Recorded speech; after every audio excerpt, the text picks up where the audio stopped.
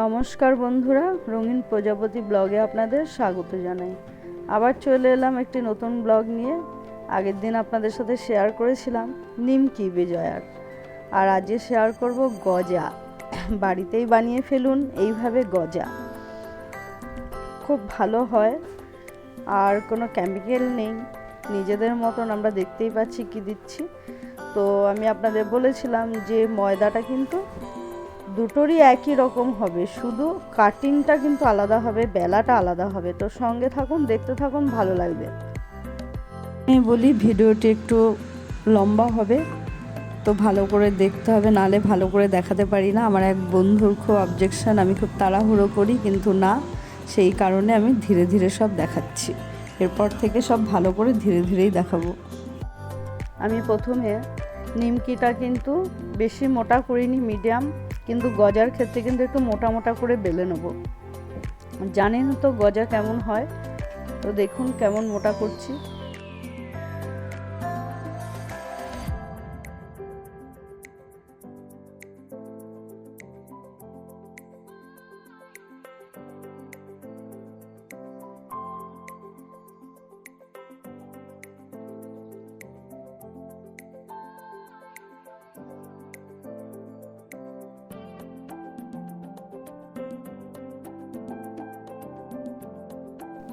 ঘরোয়া গজা তো একটু ছোট বড় যেমন খুশি হবে, ফেলে তো দিতে পারবো না, অনেক সময় লাগবে। তো যেগুলো বেশি লম্বা হবে সেটা 3 টুকরো করব, আর যেগুলো ছোট ছোট হবে সেগুলো হচ্ছে 2 টুকরো করব।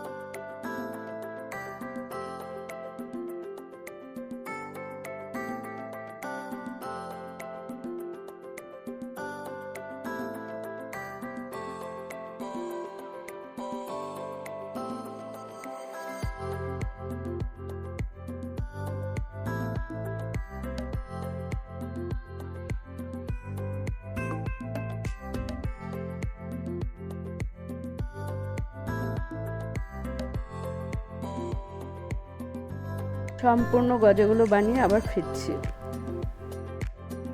দেখুন 1 থালা গজা হয়েছে।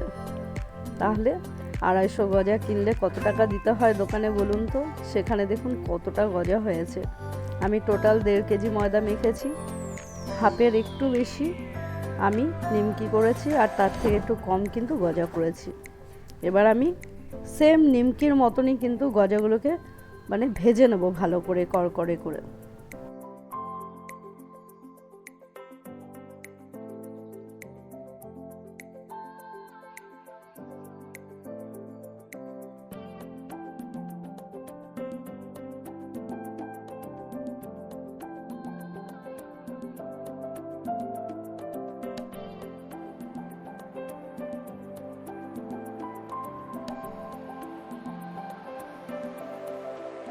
আগে কড়াইতে দিয়ে চেক করব যে হলো কিনা, তেলটা মোটামুটি হয়ে গেছে, তাহলে এখন দেয়া যাবে। নিমকের বেলাতেও কিন্তু সেম জিনিসই আমি করেছিলাম।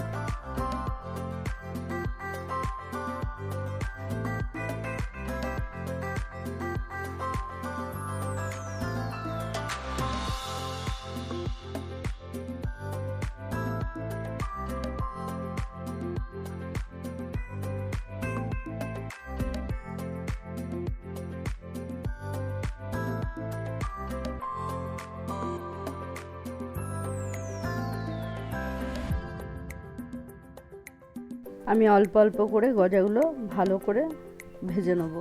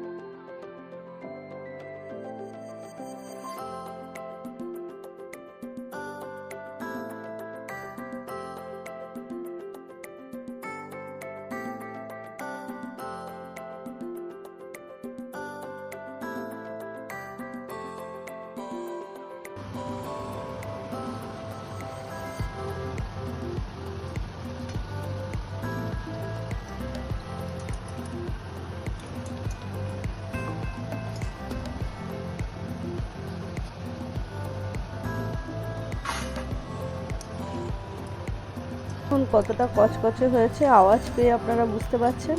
তবে গরম কিন্তু টেস্ট করলে বুঝতে পারবেন না, কারণ গরমে নরম থাকে, ঠান্ডা হলে তবে গিয়ে মানে খাস্তা হবে। এইভাবে আমি সবগুলোকে ভেজে নেব।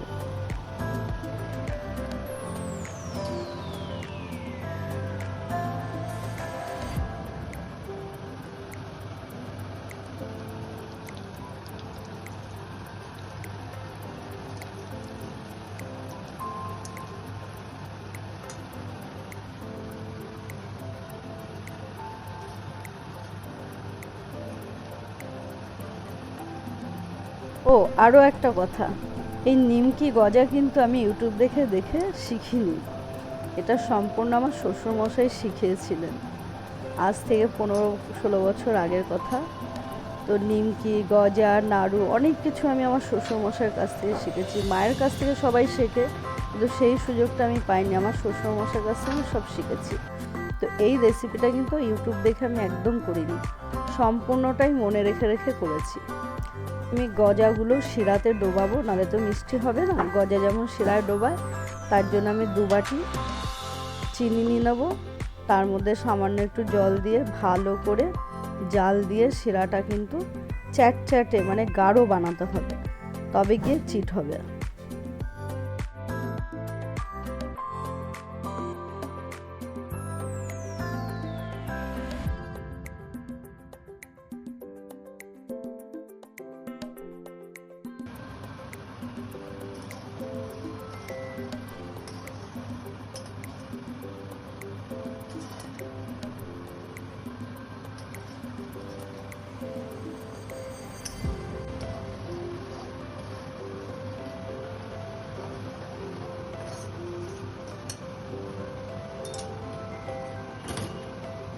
দেখুন চিট হয়ে গেছে, এর থেকে বেশি হলে কিন্তু আর চিট ধরবে না, তাড়াতাড়ি করে দিতে হবে। আর একটু আগে দিতে হতো, আমার বেশি হয়ে গেছে, গরম ধরা যায় না তো, না আর একটু কম থাকতেই দিতে হতো শিরাতে। শিরাটা বেশি ঘন হয়ে গেছে, তাড়াতাড়ি দিতে হবে, নাহলে পুরো জমে যাবে।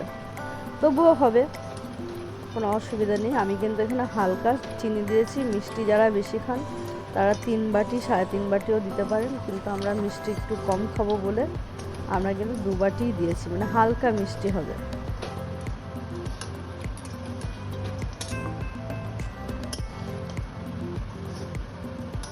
দেখুন সাথে সাথে জমে গেছে পুরো শিরাটা, একটু আগে দিলে ভালো হতো, তবুও হয়েছে, অসুবিধা নেই। গজা তো হলো, খাওয়ার মতন তো হলো।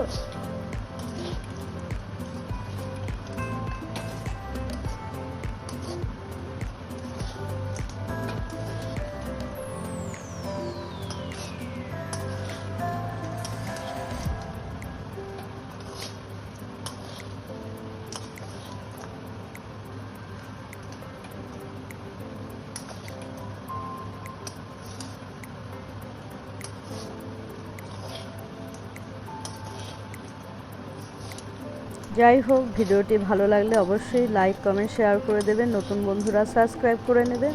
আবার দেখা হবে একটি নতুন ব্লগের সাথে। সবাই খুব ভালো থাকবেন, সুস্থ থাকবেন।